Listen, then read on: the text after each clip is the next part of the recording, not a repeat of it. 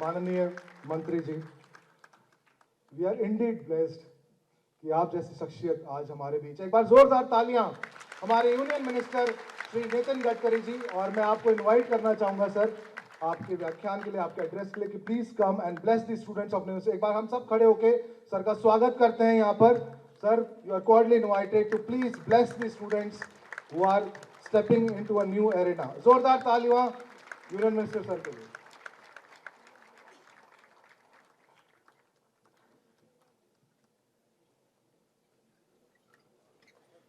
Honorable Deputy Chief Minister of Rajasthan, Srimati Diya Kumari ji, Honorable Deputy Chief Minister of Rajasthan, Dr. Premchand ji, Founder and Chancellor of Nima University, Rajasthan, Professor Dr. Balbir ji, सभी faculties member और आज जिनको degree हासिल होने वाली है ऐसे सभी उपस्थित मेरे भाई और बहनों, सबसे पहले मैं आप सबको बहुत बहुत शुभकामनाएं और शुभेच्छाएं देता हूं। यहाँ से डिग्री हासिल करने के बाद आपके जीवन में आप यशस्वी होंगे, ये शुभकामनाएं भी देता हूं।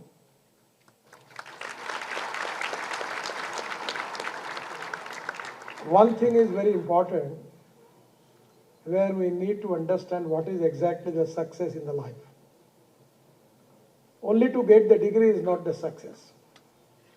And with the help of degree, if you can get too much wealth, that is not the success. Knowledge is the power. It's very important, very strong power. I always tell it to the people two important philosophies. One is innovation, entrepreneurship, science, technology, research, skill and successful practices. We name it as knowledge. And conversion of knowledge into wealth is the future.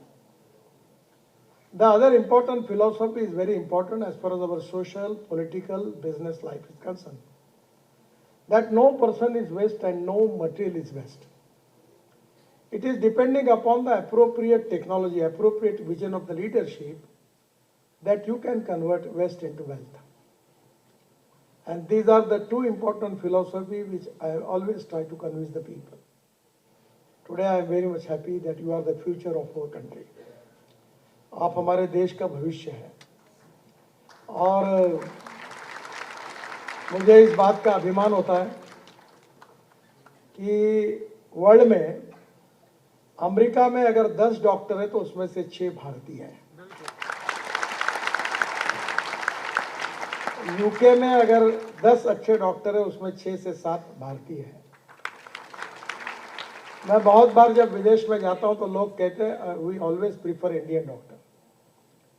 जहां तक software की बात है, हमारे देश के engineers पूरे दुनिया में छाए हुए हैं।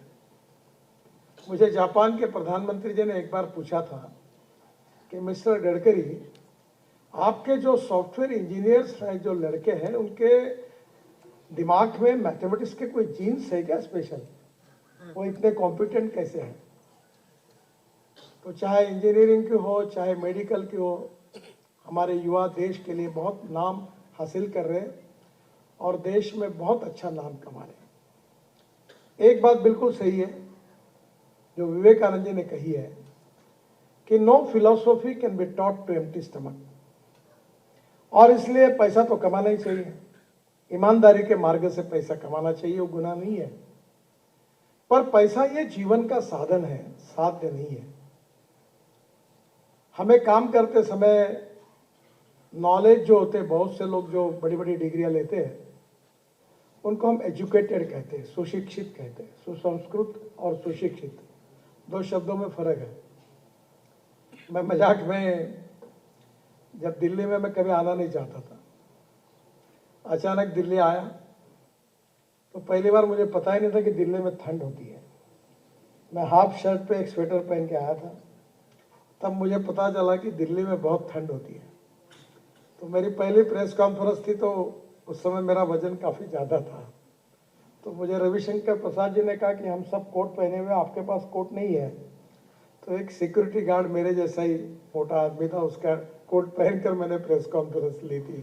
सो I am very much new to all this area, क्योंकि मेरा 18 साल का राजनीतिक जीवन मुंबई और महाराष्ट्र में गया। योगायोग से मुझे मुंबई पुणे एक्सप्रेस हाईवे और वो समुद्र में वर्ली बांद्रा सीलिंग प्रोजेक्ट और 55 फ्लाईओवर्स इन मुंबई वो बांधने का मौका मिला, और उसके कारण इंफ्रास्ट्रक्चर का ठप्पा मेरे ऊपर लग गया। अटल जी ने मुझे बुलाकर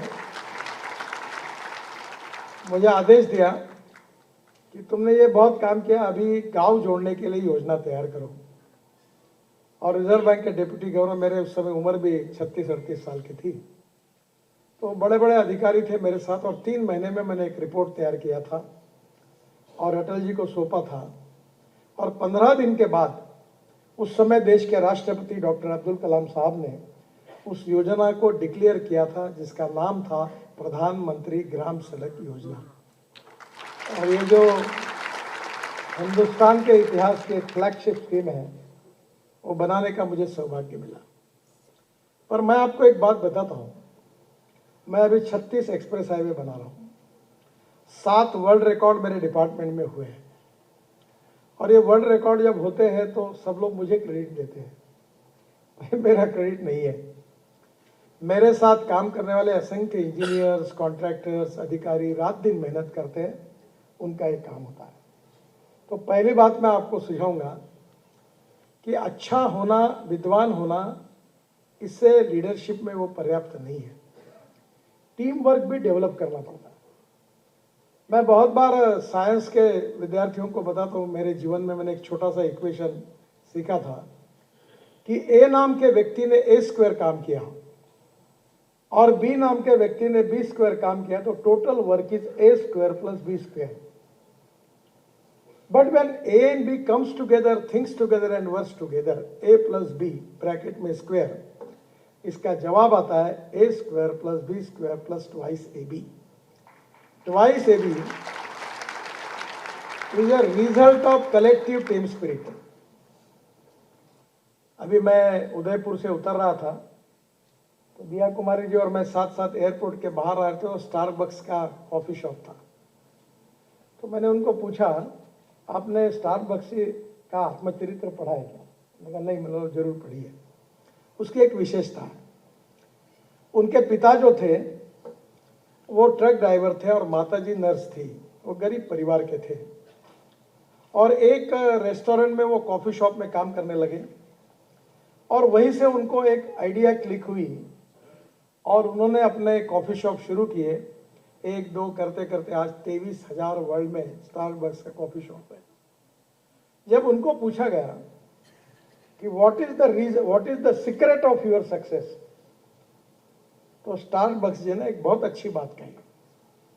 उन्होंने कहा कि जब आपको सक्सेस मिलता है, तब उस सक्सेस की खुशी अगर केवल आपको व्यक्तिगत रूप से होती है, आपके साथ वाले लोगों को नहीं होती है, then that success is meaningless. पर जब आपको यश मिलता है, तो आपसे ज्यादा खुशी आपके सबऑर्डिनेट, आपके मित्र, आपके परिवारजन, आपके साथ जनता, उनको उससे ज्यादा होती है। Then that is the true meaning of success. अब यह संभव कब हुआ? देखो, अहंकार और आत्मविश्वास, इन 2 शब्दों में अंतर बहुत छोटा है। आत्मविश्वास होना चाहिए, पॉजिटिविटी होनी चाहिए, पर अहंकारी नहीं होनी चाहिए। Human relationship is the biggest strength of politics, business and everything. आपके संबंध कैसे लोगों के साथ, नम्रता, शालीनता, सहजता, सहृदयता। ऐसा कहते हैं कि जितना विद्वान है, जितना धनवान है, उतना नम्र होगा, तो वो उसकी विद्वत्ता और उसकी नम्रता के कारण उसका व्यक्तित्व और खुलता है। तो हम एक अच्छे ह्यूमन बीइंग बने, ये भी इंपॉर्टेंट है। और ह्यूमन बीइंग बनने के लिए हमारे लिए सबसे बड़ी इंपॉर्टेंट चीज अगर कोई है, तो मैं ये मानता हूं कि आपको पैसा तो कमाना ही पड़ेगा, क्योंकि उसके सिवा परिवार नहीं चल सकता। जो मैंने कहा कि no philosophy can be taught to empty stomach, पर उसके साथ साथ social consciousness, social awareness, social responsibility, social sensitiveness is equally important. और अगर ये हमारे बीच में नहीं होगा, एक साइड में हम बहुत विद्वान होंगे और बहुत धनवान होंगे, तो लोग आपके सामने नहीं बोलेंगे। और इसलिए मैंने कभी कभी, मुझे बहुत अच्छा जीवन में अनुभव आया कि मुंबई में काफ़ी दिन रहा तो बड़े बड़े फिल्म स्टार अमिताभ बच्चन से लेकर अनेक तक, क्रिकेटियर्स सुनील गावस्कर लेकर सचिन तेंदुलकर, सब मेरे मित्र रहे। तो मैंने एक एक को देखा और दिल्ली आकर मुझे बिल गेट्स से लेकर अनेक लोगों को मेरे घर पर उनको मिलने का मौका मिला। तो मुझे एक मित्र ने, मुझे, ये सब लोग बड़े ही लोग हैं, तो एक बार उसने मुझे पूछा कि तुम दिल्ली में रहते हो, रोज तुम्हारी नए नए लोगों से मुलाकात होती है, तुम्हारा क्या ऑब्जर्वेशन है? तो मैंने उनको, एक मेरे मुंह से निकल गया कि जिन लोगों को मैं बहुत बड़ा समझ रहा था, उसके नज़दीक जाने के बाद, अनुभव लेने के बाद मुझे पता चला कि मैं उनको जितना बड़ा समझ रहा हूं उतने वो बड़े नहीं हैं। और जिन लोगों से मैं बहुत छोटा समझ रहा था दूर से, उनको, जो गरीब थे, अशिक्षित थे, अनएजुकेटेड थे, पर उनके नज़दीक जाने के बाद उनके कुछ गुणों को देखने का मुझे जब मौका मिला, तब मुझे लगा कि मैं इनको बहुत छोटा समझ रहा था, ये बहुत बड़े हैं। देखिए, no one is perfect and no one can claim that he is perfect. उत्तम, अधिक उत्तम, सर्वोत्तम, up to infinity. No one is perfect. ऐसा व्यक्ति भगवान ने तैयार नहीं किया है। हमारे बीच में कोई भी पूर्णांक नहीं है, हम अपूर्णांक है। तो जीवन में हमने यह समझने की कोशिश करनी चाहिए कि आज जो है इससे और अच्छे कैसे बनेंगे।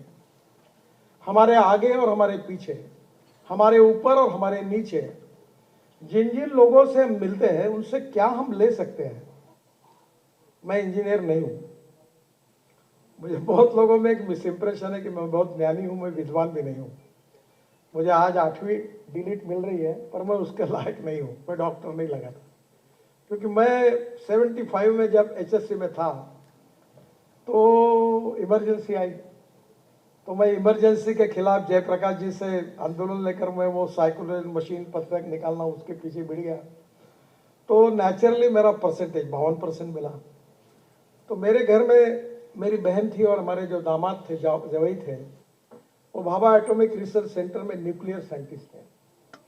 तो सबको लगता था ये क्या, घर में ये अपेक्षा थी माँ की और बहनों की कि मैं डॉक्टर बनूं, मैं इंजीनियर बनूं, मैं नौकरी करूं कोई। तो मुझे माँ कहती थी कि अरे नौकरी करो, कहीं तुम्हें लग जाओ, बैंक में लग जाओ, टीचर बन जाओ, हर महीने में सैलरी मिलती है। एक दिन मैंने तंग आकर माँ को कहा, माँ मैं नौकरी मांगने वाला नहीं, मैं नौकरी देने वाला बनूंगा।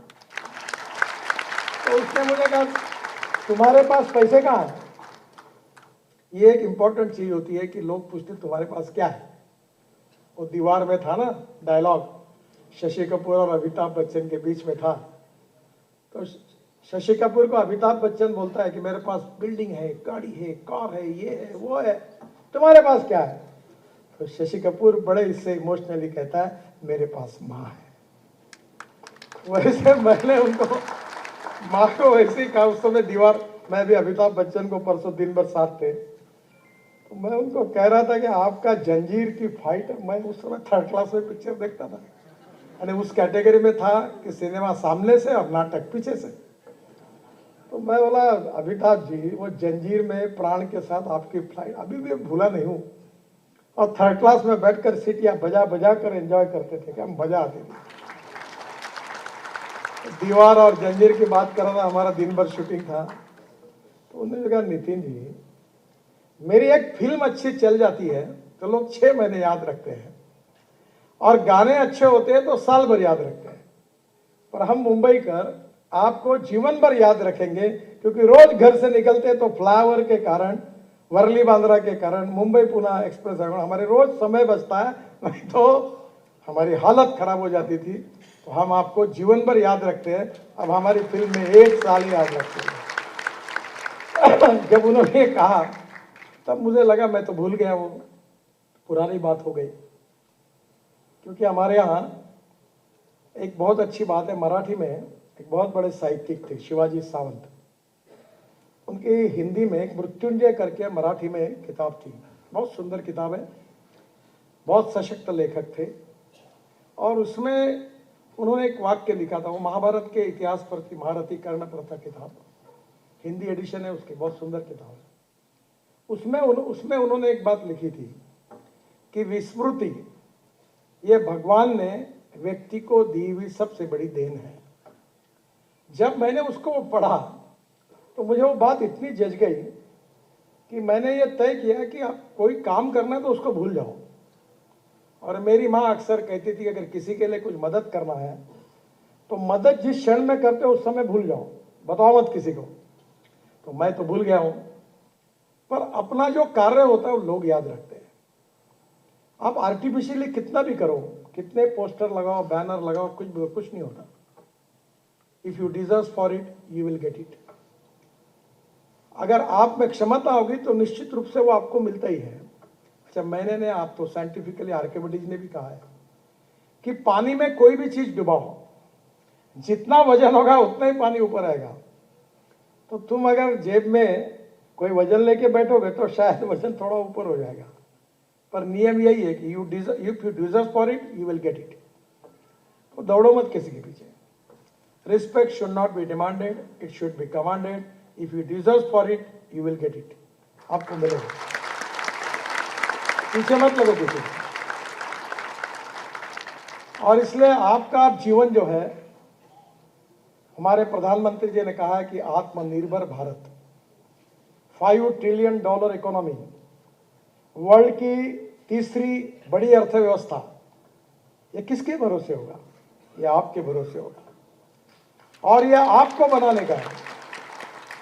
और इसमें सबसे इंपॉर्टेंट कुछ है तो टेक्नोलॉजी, इनोवेशन, रिसर्च, साइंस, ये इंपॉर्टेंट है। और आपको मैं बताता हूं कि हमारे यहाँ स्टार्टअप आ रहे हैं, नए नए लोग आ रहे, इतने प्रयोग कर। मैं ऑटोमोबाइल सेक्टर में उसका मंत्री हूं। मैंने अभी मर्सिडीज की एक कार लॉन्च की, इलेक्ट्रिक की। तो जर्मनी से जो चेयरमैन आए थे मुझे बता रहे थे कि इसके बाद हम केवल इलेक्ट्रिक गाड़ियाँ बनाएंगे। अब एलएनजी का एक ट्रक मैंने चाकण में, ब्लू एनर्जी का एक किया, जो एक समय 1600 किलोमीटर चलता है, डीजल की तुलना में 50 मीटर कॉस्ट बच जाती है। आज जब मैं इलेक्ट्रिक गाड़ी की बात करता था, इलेक्ट्रिक स्कूटर की, कार की, बस की, तो लोग मुझे सवाल पूछते थे कि रास्ते में बंद होगी तो क्या होगा। दुनिया भर के सवाल पूछते थे पत्रकार, अब कोई नहीं पूछता। अब इलेक्ट्रिक बसेस आ गई, 5 साल के अंदर इस देश में पूरी इलेक्ट्रिक बसेस बन जाएगी, इलेक्ट्रिक कार आएगी। अब मेरे पास तीनों कार है, इलेक्ट्रिक कार है, 100% इथेनॉल पर चलने वाली, वर्ल्ड की पहली टोयोटा की इनोवा है जो यूरो 6 के इमिशन नॉर्म्स को पूरी करती है। अगर पेट्रोल की तुलना में अगर उसका हिसाब लगाएंगे तो गाड़ी बिजली भी तैयार करती है, तो 25 रुपये लीटर पेट्रोल का भाव आता है, बहुत सुंदर है। हाइड्रोजन की कार है, मैं इसलिए हाइड्रोजन की कार मैंने लाई, उसका नाम है मिराई। उसकी एक कहानी है। मैं जब ये टीवी इंटरव्यू में, आजकल मैं तो नहीं सुनता मेरे इंटरव्यू, पर मुझे यूट्यूब से 2.5 से 3 लाख रुपए महीना मिलता है, इसका मतलब लोग बहुत सुनते हैं। तो मेरे पत्नी ने एक बार खाना खाते हुए मुझे कहा कि आप बोल रहे हो कि पानी से हाइड्रोजन निकलेगा और हाइड्रोजन से गाड़ी चलेगी, तुम्हारे ऊपर मेरा ही तो विश्वास नहीं बैठता, तो लोगों का क्या बैठने वाला है? तब मेरे ध्यान में आया कि मेरे और लोगों के बीच में बहुत बड़ा अंतर है। तब मैंने विक्रम किर्लोस्कर, जो टोयोटा इंडिया के चेयरमैन थे, उनको फोन किया, विक्रम मुझे हाइड्रोजन की कार चाहिए। बोले, वो बताने लगा, बोला I don't know reasoning, I like people who can get the things done. क्या प्रॉब्लम है वो तुम्हारे है, नहीं वो ऐसा है। देखो एक बात याद रखो, I always telling to people, there are some people who convert problems into opportunities and there are some people who convert opportunities into the problem। मुझे मालूम नहीं, मुझे कार चाहिए। उसने मुझे कार लाके दी, उसका नाम है मिराई। मिराई यानी जापानी वर्ड है, उसका अर्थ होता है फ्यूचर। मैं जो आपको अपील करने वाला हूं वो फ्यूचर जो है, इसका मतलब hydrogen is a fuel for future. The futuristic vision, futuristic technology and futuristic planning is very, very important. You can donate eye, but you cannot donate vision. Lack of vision is a problem, और उसमें काम करने के लिए strong political will, decision making capacity, team work, अगर ये 3 छोटी छोटी बातें आपके पास होगी तो यू कैन मेक मिरेकल्स। और हमारे देश में आज वर्ल्ड की सबसे ज्यादा इंजीनियरिंग ट्रेन मैन पावर अगर वर्ल्ड में किसी देश में है तो वह हिंदुस्तान है। पर मैं आपको एक ही अनुरोध करूंगा कि हमारे देश में जो ग्रोथ होती है वो 22 to 24% फ्रॉम मैन्युफैक्चरिंग सेक्टर, 54 से 56% from service sector and 12% from agriculture and allied sector. मैं आपको अनुरोध करूंगा कि गांव, गरीब, मजदूर और किसान, जल, जमीन, जंगल और जानवर, इस पर आधारित टेक्नोलॉजी को डेवलप करो। चलो गांव की ओर। अब स्मार्ट विलेज, स्मार्ट सिटी नहीं, स्मार्ट विलेज बन सकता। मैं कृषि क्षेत्र में काम करता हूं। मेरे क्षेत्र में 10,000 किसानों ने आत्महत्या की है। मैं बिजनेसमैन नहीं हूं, न मैं इंडस्ट्रिस्ट हूं, पर मैं जो एग्रीकल्चर में काम करता हूं उसका टर्नओवर 2,500 करोड़ है। मैं 15,000 लोगों को रोजगार दे चुका हूं। यह संभव है कि आपकी टेक्नोलॉजी का उपयोग करके, अभी हम लोग बांबू से इथेनॉल बना रहे हैं। अभी जो बात हुई पानीपत में, मैंने पीछे पढ़कर, हमने एक बड़ा इंडियन ऑयल ने उद्योग शुरू किया है कि जो पराली जलाते थे इसके कारण दिल्ली में बहुत प्रदूषण होता है। पराली से 1 lakh litre ethanol, 150 tonne bio bitumen और 76,000 tonne per year bio aviation fuel, sustainable aviation fuel, हवाई ईंधन तैयार होता है। अब अभी आपको पता होगा कि दाहोस में ये बात चल रही है कि ये जो कार्बन न्यूट्रल की तरफ जाना है, इसमें अब आपको पेट्रोलियम एविएशन फ्यूल में 5% बायो एविएशन फ्यूल डालना पड़ेगा। और मेरे ऊपर विश्वास रखिए, हमारा किसान केवल अन्नदाता नहीं है, ऊर्जादाता है। केवल ऊर्जादाता नहीं है, बिटुमिन दाता है। केवल बिटुमिन दाता नहीं है, हवाई ईंधन दाता है। The diversification of agriculture towards energy and power sector, ये संभव है। मैं 2004 से इसके ऊपर लगातार कोशिश करता रहा हूं। पिछले 2 साल पहले 26 जनवरी में हमारे फाइटर जेट और हेलीकॉप्टर बायो एविएशन फ्यूल में चले। फिर हमने स्पाइस जेट का एक हवाई जहाज देहरादून से 50% बायो एविएशन फ्यूल डाल के दिल्ली लाया। तो जो स्पाइस जेट के मालिक थे, मेरे मित्र हैं, वो कहते थे अगर हवाई जहाज बिगड़ गया तो क्या होगा। मैंने बोला तेरे बहुत काम किए हैं, एक आधा हवाई जहाज बिगड़ गया तो हमारे नाम पे रख देना। कोई नहीं बिगड़ा। अभी विस्तारा का पूरा 100% बायो एविएशन फ्यूल पर हवाई जहाज की ट्रायल हुई। हमारे देश का विकास करना है तो इंपोर्ट को कम करना होगा और एक्सपोर्ट को बढ़ाना होगा। हम 16 लाख करोड़ का फॉसिल फ्यूल इंपोर्ट कर रहे हैं। मैंने केवल मेरे क्षेत्र की बात की, बाकी क्षेत्रों में भी ऐसी बहुत भी है। आपके मेडिकल डिवाइसेस है। मैंने विशाखापट्टनम में एमएसएमई के मंत्री होता था तब एक मेडिकल डिवाइस पार्क शुरू किया। आपको ताज्जुब होगा, वहां सब मैंने 500 वेंटिलेटर वहां से खरीदी करके कोविड के समय बांट दिए, एक भी खराब नहीं हुआ।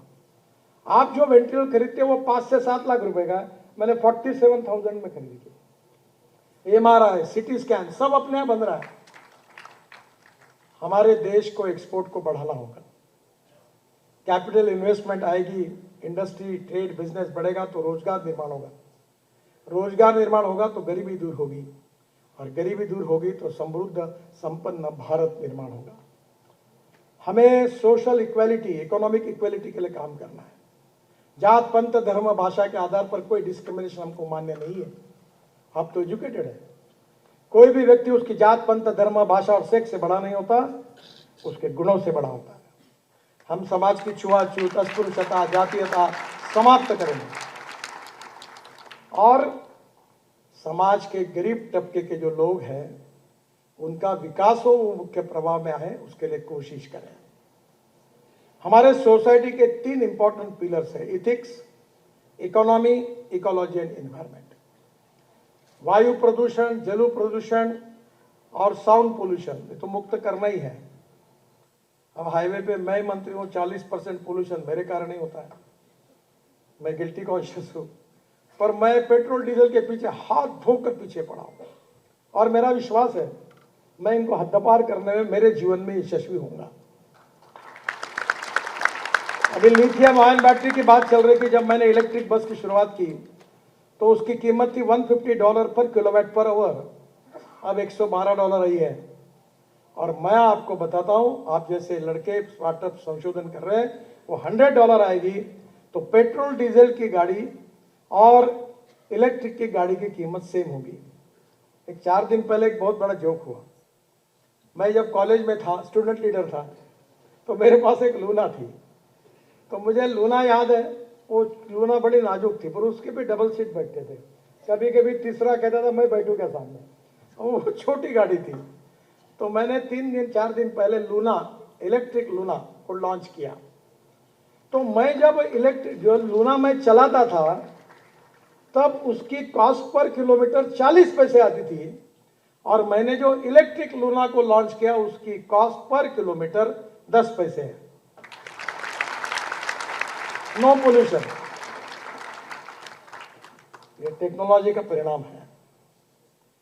मैं आपको बता दूं, टेक्नोलॉजी कहीं भी काम में आती है। मैं हमारे शहर में 7 साल पहले जो शौचालय का, टॉयलेट का पानी था, वो बेचने का मैंने काम हाथ में लिया, और आपको ताज्जुब होगा, वो पानी हम 7 साल से बेच रहे हैं। हमारे म्यूनिसिपल कॉरपोरेशन को 300 करोड़ रुपए साल के मिल रहे हैं, 300 करोड़। अभी मैंने मथुरा में एक प्रोजेक्ट किया था हाइब्रिड एन्युटी में। वो मथुरा का 90 ml स्लज पानी शुद्ध करके इंडियन ऑयल को दिया। वो 25 करोड़ पानी के लिए यूपी सरकार को देते थे, इरिगेशन को। मैंने कहा 20 करोड़ दो। ये त्रिवेणी इंजीनियरिंग करके कंपनी, उन्होंने टेंडर लिया और पूरा प्रोजेक्ट यशस्वी हुआ। केवल 40% हमने दिए, 60% उसने लाए। Solid waste management, liquid waste management, इसमें अगर रिसर्च होगा तो बहुत कुछ हो सकता है। अभी दिल्ली में हम UR2 बना रहे हैं, 25 लाख टन। गाजीपुर के कचरे की टिकड़ी कम हो गई 7 मीटर, वो कचरा हमने डाल दिया। अहमदाबाद डोलेरो रोड में डाल दिया। इसलिए नो वन इज वेस्ट।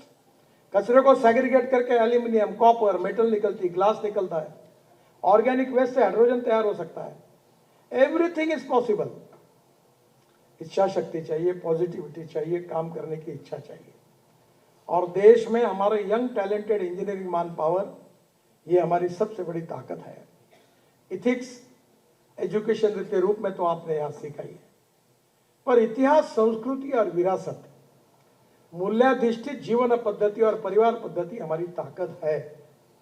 अगर आप बहुत अच्छे बड़े विद्वान बन गए और माँ बाप को आपके प्रति, आपको कोई प्रेम ही नहीं उनके प्रति, और परिवार में कोई एक ही, तो फायदा क्या है।